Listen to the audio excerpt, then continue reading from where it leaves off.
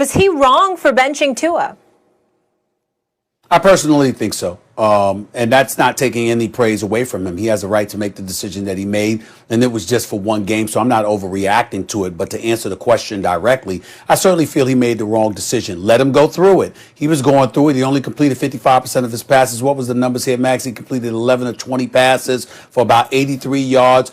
He was absolutely horrendous against that Denver defense, and we all know that. But nevertheless, it's one of those situations is that, again, it's about the marathon. It's not about the sprint. You elected to put him in the game, even though Ryan Fitzpatrick was rolling. So when you did that and you made that shift and you made that change, you made it because it was about the future. Well, guess what? This is a part of that.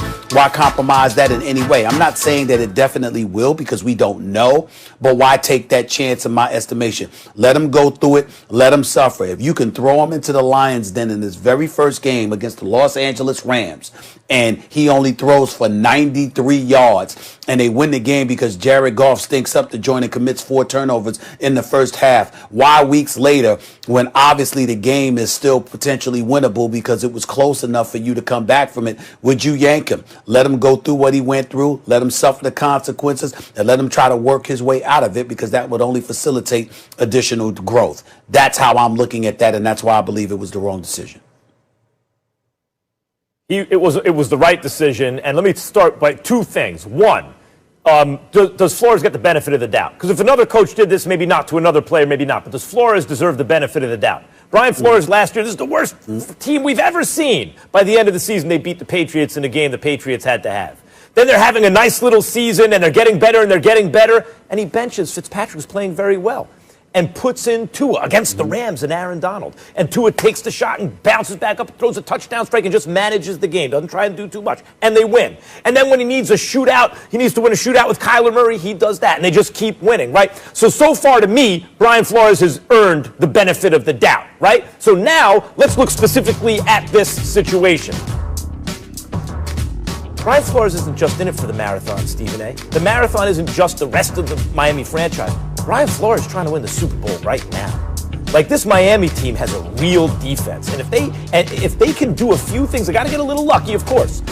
But they can win the AFC East. They're, one game behind Buffalo?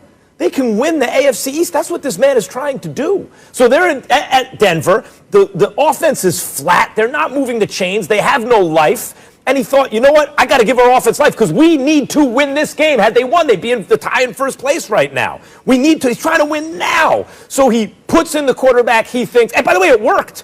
The offense comes to life. They're driving down the field. Fitzpatrick turns the ball over. It is what it is. It didn't ultimately get them the win, but you could see why he did it. It had the effect he wanted to. Right away, the offense came to life. Now, the question then becomes, is he going to ruin Tua, right? Tua? That dude's constitution, he's going to be fine. This is the dude, Stephen A., and you've brought it up.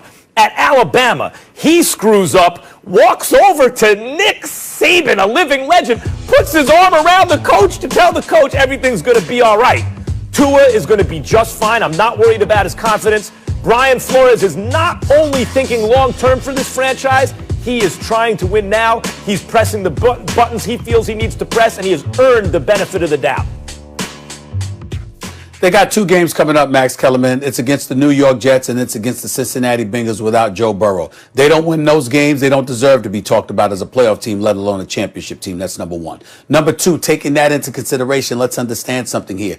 If you were thinking about now, why would you make the change to Ryan Fitzpatrick, who was rolling and is a veteran in the National Football League? Now, we can lament the fact that ultimately Fitz is going to be Fitz. Ultimately, the moment is going to come where he screws up because he looks lights out one week and then another game he just wets the bed. We can say stuff like that, but the bottom line is, considering that Tua is a rookie coming off the nasty injury that he came off with at Alabama, combining that with the way Ryan Fitzpatrick was playing, combining that with what you just said about the defense, if it was really about now, you could actually have afforded to keep Ryan Fitzpatrick in the lineup for several weeks to come, if not the rest of the season, if you so wanted to. So what I'm saying to you is that if you made that move and it was about the future, then stick with it. Again, it's not an indictment against Brian Flores. I respectfully disagree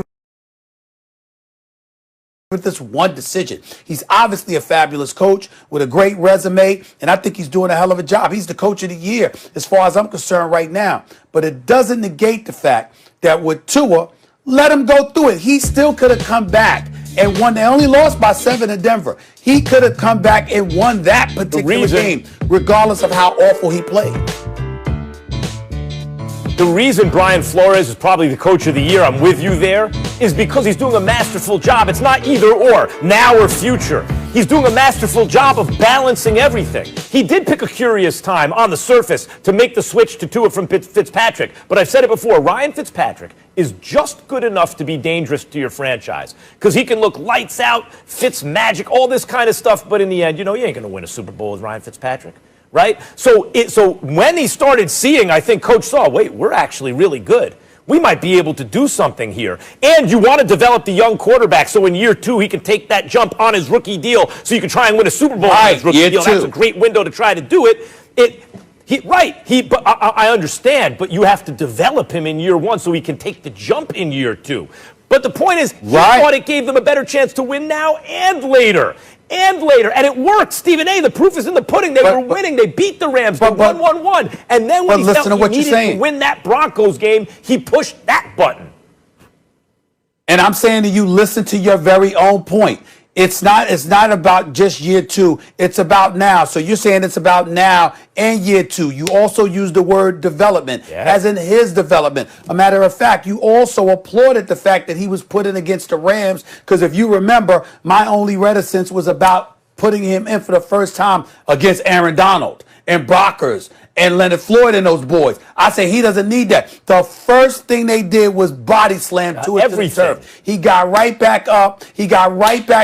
And Brian Flores was like, that's what we wanted. We want that adversity because that's the only way he's going to learn. Okay, well, if that's the case, then why pull him out?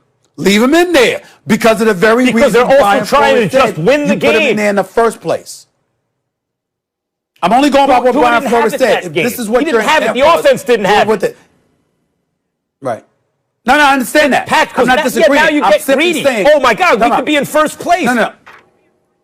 Yeah. But again, that's a change in your thinking because you're talking about getting greedy. Yeah, we could be in first place. What I'm saying is, he said, listen, this guy, we got to put him through it.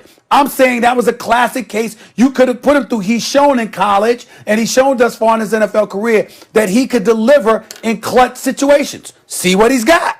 All right. That's all I'm saying. Listen, he took 6 sacks by the